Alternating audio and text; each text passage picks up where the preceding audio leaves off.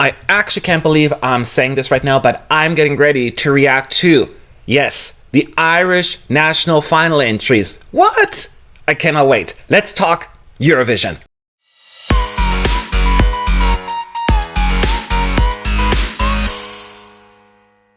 What's up? You fools! Mad ESC United, your favorite Eurovision channel. Yes, a national final in Ireland hasn't happened in a while. It's been a minute, to be fair, and gosh, 2015, the last time, right? They just gave up on it, thinking we can do it better with an internal choice, while most recent results say the opposite, with 2018 being the exception there. So I am stoked. I'm hoping the songs are really good, because I want them to stick to the national final system, because let's be real here, it can't get much worse than it is right now. Can only go up from here on out after 2 last places in the semis. Yeah, so I think there's 6 songs or so. I'm going to react to them for the first time. I'm going to do this right here, right now. Smash that like button if you don't mind. That always helps in the algorithm, and subscribe is always appreciated as well. Anyways, let's get going. I'm excited. One night, one kiss, one promise. Quite dramatic, huh? Somewhere here, and I suppose I should have spoken, but I'm not faced. Okay. I love it when you say that. I think this is a good opening song. It took a little bit to really get going. The verses are a little okay, on the okay side. Oh, one kiss, one promise. Love the sass. Yeah, it's a good first song to listen to, but it feels like that kind of song that I expect to the opening number, and we're just holding on to the better songs. Do you know what I mean? It doesn't scream winner, but it doesn't scream loser either. I do enjoy the lyrical content of the song. And the chorus isn't half bad, actually. But as said, it doesn't carry throughout, it doesn't hold on to my attention the entire time. Once the verses kick in, they're a little less exciting. But I enjoy it for what it is, so yeah, it's alright.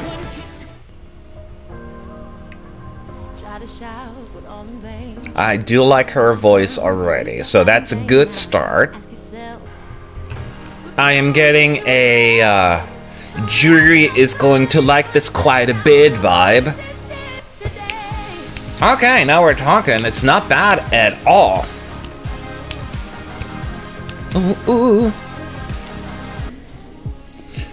So it certainly has a little bit of a gospel vibe going, and I'm always appreciative of that if done right. But now that we don't have backup vocalists anymore at Eurovision, it is going to be less impactful in my view. Unless they're actually going to have live vocals there. It gives me a little bit of, if you watch Melodiefestivalen, a little bit of a Mamas vibe. The Mamas in Melodiefestivalen, who won in 2020 and came 3rd last year, I believe. And I really like their music, so this is definitely kind of in that same territory.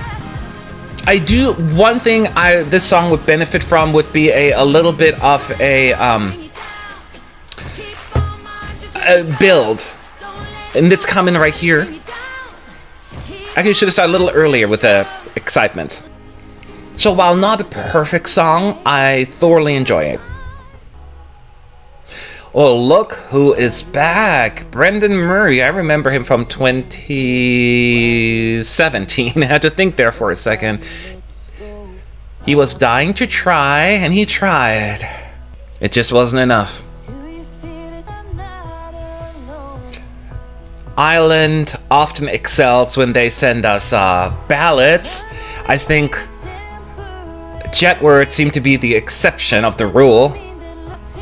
Brandon's voice is unique. It's a standout vocal in terms of like just the sound. It's just he has a unique pitch, and that alone makes it very interesting to me. He's a good singer for sure.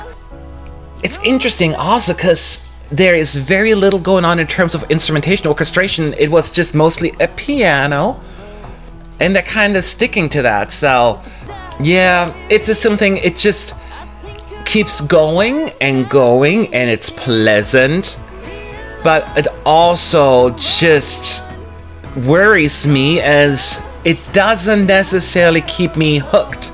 And I've been saying that before, and it's one of the most important things I'm thinking about when it comes to Eurovision. In a contest where you listen to 500 songs in a row, what will I remember from this entry? His voice, for sure, but what else? But it's a very pleasant song that I would love to listen to while taking a bath.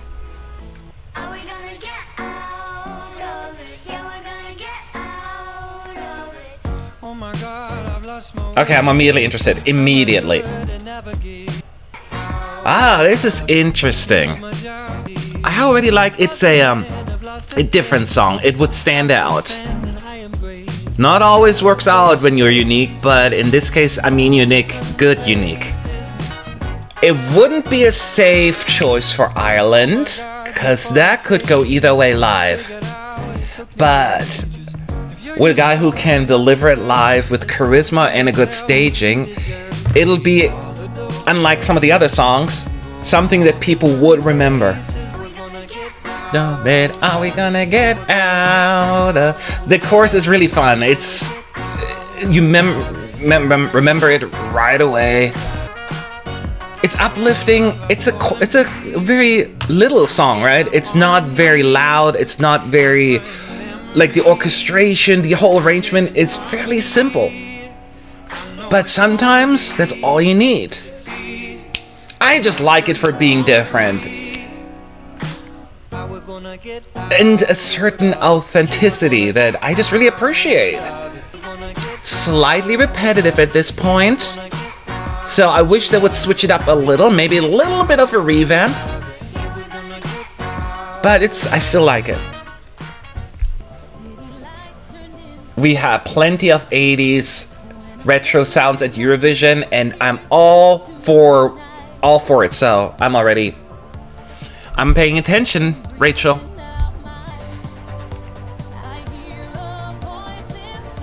I'm just curious where this is going.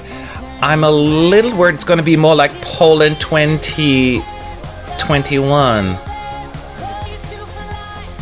Although I already like the chorus a whole lot better.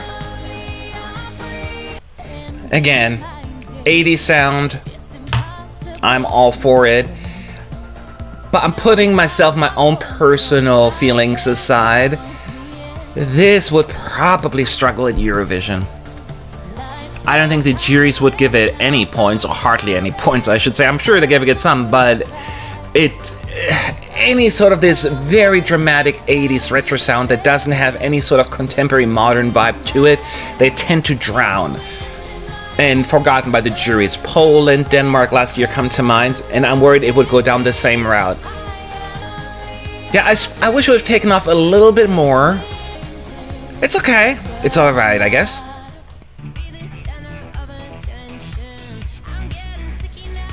This may be potentially the most modern song in the running, chart friendly, but I'm withholding final judgment. Well, maybe not. It's interesting because some of the other songs I mentioned earlier, I was kind of bored with the verses, and the chorus caught my attention. Here, I feel like the opposite. The chorus was kind of a letdown.